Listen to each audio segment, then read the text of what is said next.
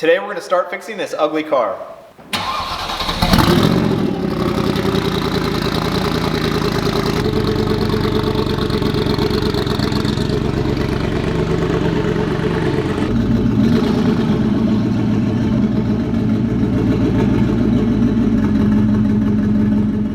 Yes, it is time to start fixing the ugly rear end of this car.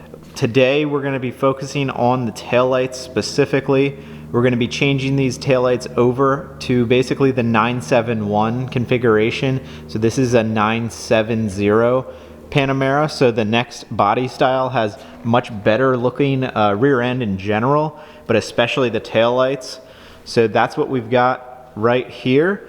So these are not exactly the taillights off of a 971, but this is essentially a conversion kit. So you've got the taillights, you can see they're much slimmer, and that's going to really help the look of this car. But since they're much slimmer, they're only down here, so we've got to fill in this part. So that's what I've got here. It came with these. They were just primed, but then I painted and clear coated them to match the car. So those will go up top to cover that area. And then you've got the taillights, which have both sides I showed you, but then it also has this portion that goes across the hatch to connect the two sides, and that is the way that the 971 cars have it.